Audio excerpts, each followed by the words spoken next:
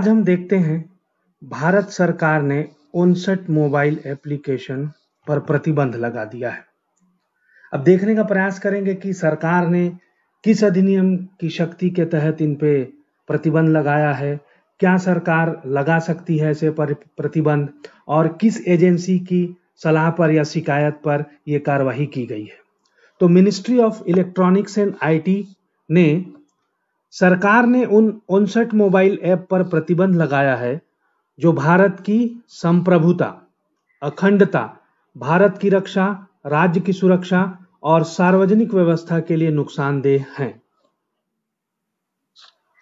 तो ये देखिए कि ये पोस्ट किया गया था 29 जून 2020 को 8:47 पर पीआईबी दिल्ली द्वारा। तो देखिए, सूचना प्रौद्योगिकी मंत्रालय ने सूचना प्रौद्योगिकी अधिनियम, तो ये देखिए ये अधिनियम है 2000 सूचना प्रौद्योगिकी अधिनियम की धारा 59 द्वारा 59A के तहत दी गई सूचना प्रौद्योगिकी जनता द्वारा सूचना के उपयोग को अवरुद्ध करने की प्रक्रिया एवं सुरक्षा उपाय नियम जो है 2009 से के संबंधित प्रावधानों के तहत दी गई शक्तियों का इस्तेमाल करते हुए, तो यहां से इनको ये शक्तियां प्राप्त हुई हैं, करते हुए और खतरों की उभरती प्रकृति को देखते हुए 59 applications, mobile apps and other apps जो हैं, तो वो परिशिष्ट में दिया गया है, जिनको देखेंगे हम कि किन किन मोबाइल एप्लीकेशन को ब्लॉक किया गया है। ब्लॉक करने का निर्णय लिया है क्योंकि उपलब्ध जानकारी के मद्देनजर ये उन गतिविधियों में लगे हुए हैं जो भारत की संप्रभुता, अखंडता और भारत की सुरक्षा और राज्य की सुरक्षा और सार्वजनिक व्यवस्था के लिए नुकसानदेह हैं। तो देखिए, धारा जो सूचना प्रौद्योगिकी अधिनियम है 2000, उसकी जो धारा है 69A, ये जोड़ी गई थी सूचना प्रौद्योगिकी संशोधन अधिनियम 2008 द्वारा की धारा 34 द्वारा प्रतिस्थापित किया गया था इसको 69A और 69B। तो ये देखें कि 69A जो है वो किसके बारे में उपबंध करता है, क्या उपबंध करता है। तो धारा 69A जो है वो बताता है कि किसी कंप्यूटर के जरिए किसी सूचना से पब्लिक पहुंच के लिए ब्लॉक करने के लिए निर्देश जारी करने की शक्ति। तो यहां जो उपधारा 1 है वो कहती है कि जहां केंद्रीय सरकार या इसके द्वारा विशेष रूप से प्राधिकृत इसके अधिकारियों में से कोई इस संबंध में संतुष्ट हो कि भारत की एकता व अखंडता, भारत की सुरक्षा और विदेशी राज्यों से दोस्ताना संबंध या लोक शांति के हित के लिए या उपरोक्त से संबंधित किसी संज्ञेय अपराध के लिए, ठीक है, संज्ञेय अपराध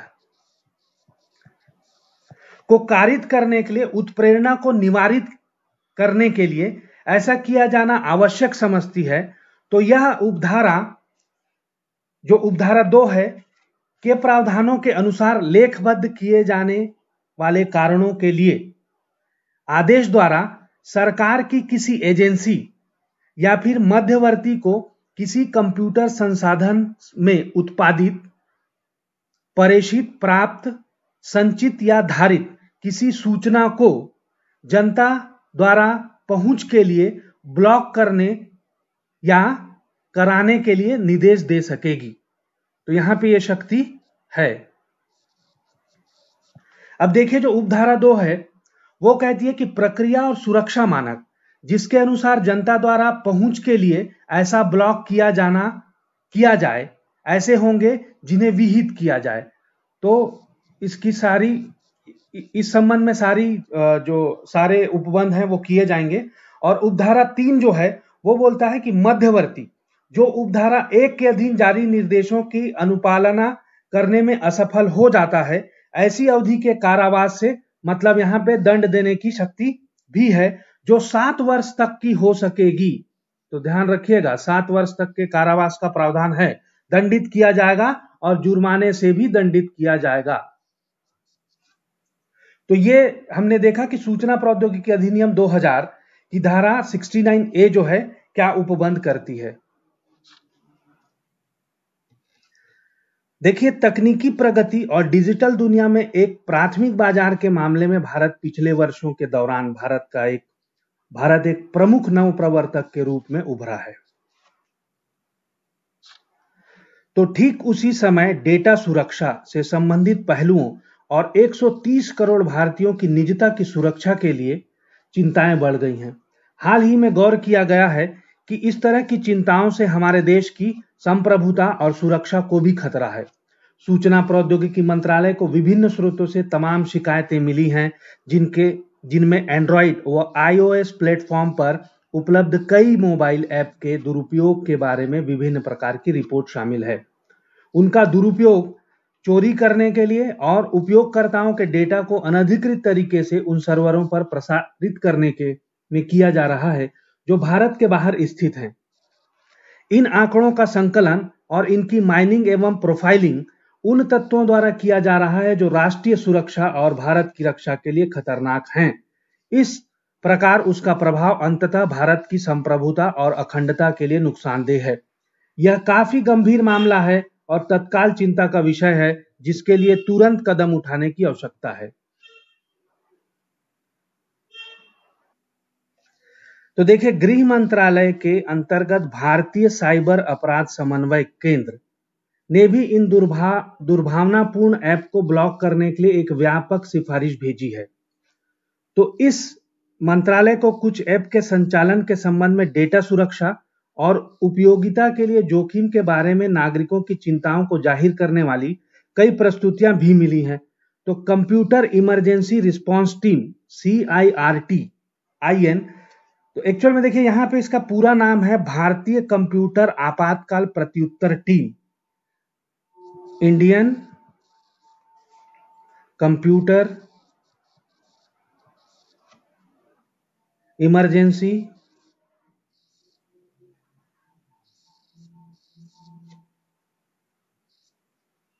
रिस्पांस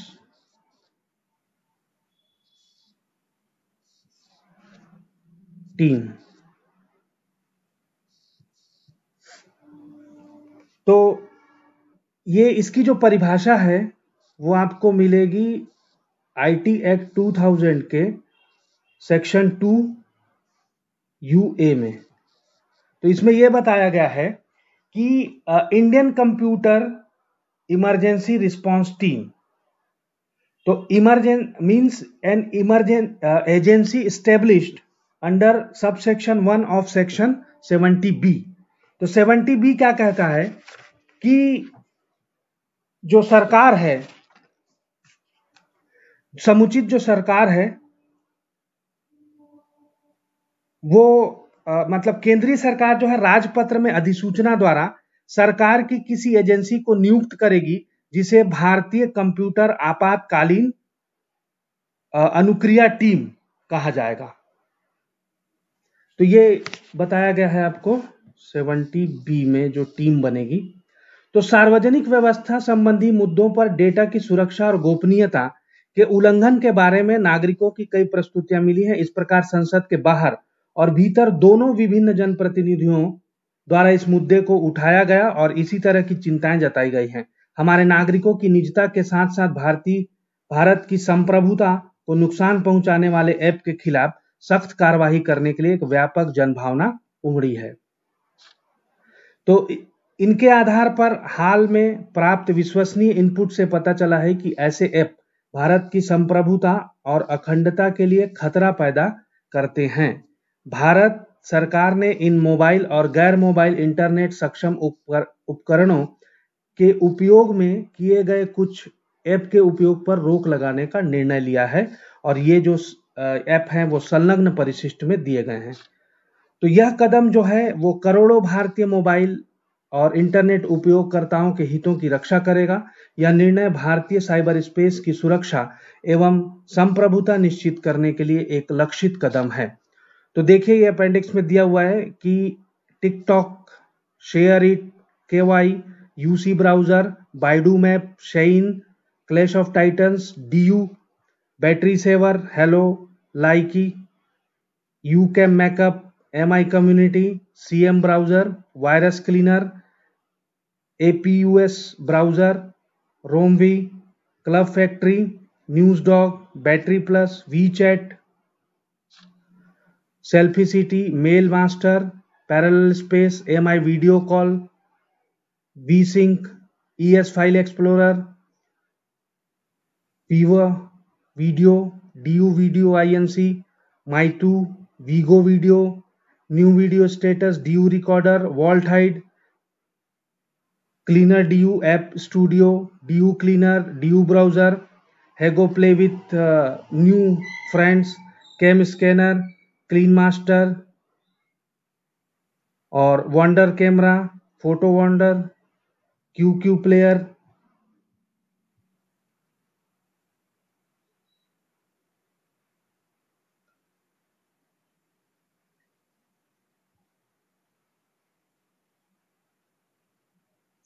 और we we meet, sweet selfie, Baidu translate, WeMate, QQ international, QQ security और सेंटर, QQ लॉन्चर,